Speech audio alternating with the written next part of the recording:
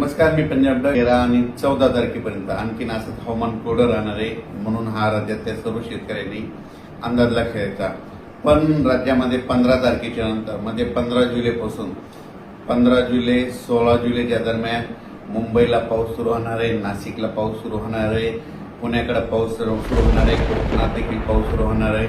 म्हणून हा अंदाज मुंबई, पुणे, नाशिक त्या जनतेनं शेतकऱ्यांनी घ्यायचा.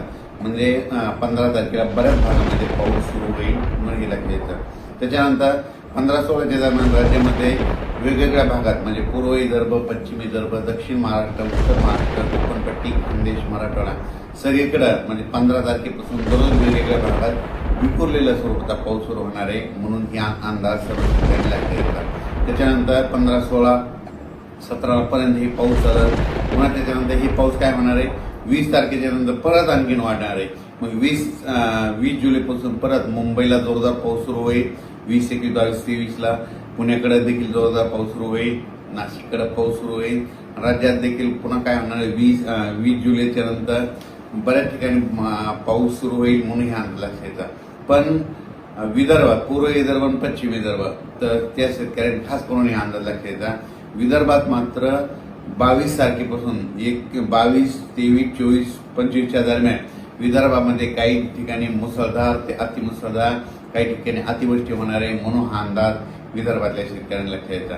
मग सांगायचं झालं तर नागपूर जिल्हा, भंडारा जिल्हा, गोंदिया जिल्हा, चंद्रपूर, यवतमाळ, गडचिरोली, त्याच्यानंतर इकडं यवतमाळ, त्याच्यानंतर अमरावती ह्या परिसरामध्ये काय होणार आहे, 22, 23, 24, 25 दरम्यान काही काही ठिकाणी मुसळधार, कुठं अतिमुसळधार, वर्धा जिल्ह्यात देखील मुसळधार पाऊस पडेल म्हणून वर्ध्याकरांनी अंदाज लक्षात. भंडारा जिल्हा, नागपूर जिल्ह्यात देखील मुसळधार, अतिमुसळधार पाऊस पडणार आहे म्हणून हा अंदाज लक्षात घ्यायचा. त्याच्यानंतर इकडं रामटेक त्या भागात शेतकऱ्यांनी अंदाज लक्षात घ्यायचा.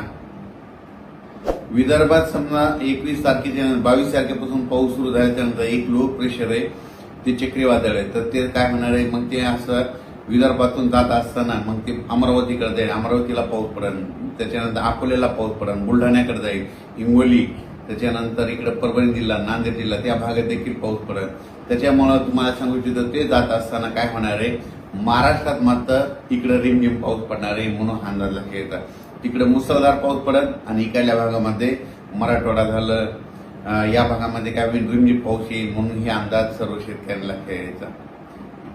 लातूर जिल्हा, बीड जिल्हा, धाराशिव जिल्हा, सोलापूर जिल्हा, बीड जिल्ह्याचा काही भाग, त्याच्यानंतर अहिल्यानगरचा काही भाग, त्या भागामध्ये काय होईल, तसं तर 15 तारखेला बऱ्याच भागामध्ये पाऊस दिसल, 15-16च्या दरम्यान येईल.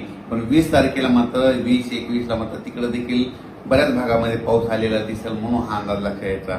पण त्याच्यानंतर हे जे 22-23ला जे नागपूर, पूर्व विदर्भात मुसळधार, अतिमुसळधार पाऊस पडेल, तर त्यावेळेस मात्र मराठवाड्यामध्ये काय होणार आहे, रिमझिम पाऊस राहणार आहे म्हणून हा अंदाज मराठवाड्यातल्या शेतकऱ्यांनी लक्षात घ्यायचा.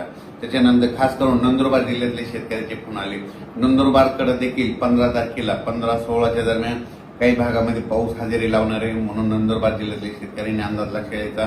पण त्याच्यानंतर 20-21ला आणखी ते नंदुरबार जिल्ह्यातला देखील पाऊस पडेल. पण नंदुरबार जिल्ह्यात मात्र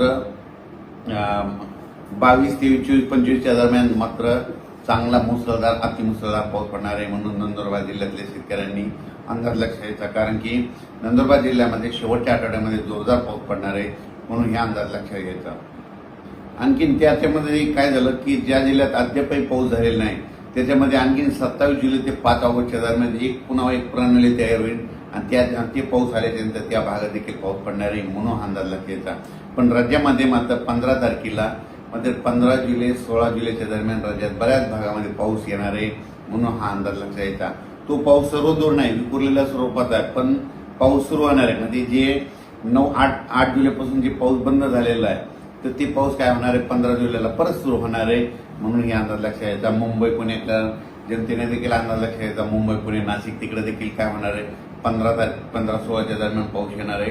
पण 20 तारखेच्या नंतर तिकडे देखील जोराचा पाऊस पडणार आहे म्हणून हा अंदाज लक्षात घ्यायचा. अचानक वातावरण बदल झाला तर लगेच एक उद्यमी शक्तीला जाईल. आता जसं मुंबईकडे पाऊस पडला, समजा मुंबई, पुणे तिकडे पडला, आता पावसाची वरून राजाची बॅटिंग आता विदर्भाकडे, पूर्व विदर्भाकडे. मग नागपूर जिल्हा, भंडारा जिल्हा, गोंदिया जिल्हा, चंद्रपूर जिल्हा, अमरावती जिल्हा, तर बैतूल त्या परिसरामध्ये ते काय होणार, अकोला ह्या परिसरामध्ये काय होणार आहे, वरुण राजस्थी म्हणजे अति मुसळधार पाऊस तिकडल्या पट्ट्या पूर्व विदर्भात पडणार आहे, विदर्भात देखील पडणार आहे. म्हणजे 6-5-11 जिल्ह्यामध्ये तिकडे चांगला पाऊस पडणार आहे. त्याच्यानंतर त्याच्या बाजूचे लगतचे जिल्हे नांदेड जिल्हा, यवतमाळ, नांदेड जिल्हा, हिंगोली जिल्हा, वाशिम जिल्हा, परभणी जिल्हा, मग तिकडं पाऊस पडल्यामुळे ह्या 2-4 जिल्ह्याला आणखीन थोडं जास्त पाऊस राहणार आहे. म्हणून हा अंदाज लक्षात घ्यायचा. ज्यांचे कोणाची शेतीचे कामं राहिलेले असतील तर तुम्ही आणखीन 14 तारखेपर्यंत करून घ्यावी, कारण की 15-16च्या दरम्यान राज्यात परत पाऊस सुरू होणार आहे. म्हणून हा अंदाज लक्षात घ्यायचा.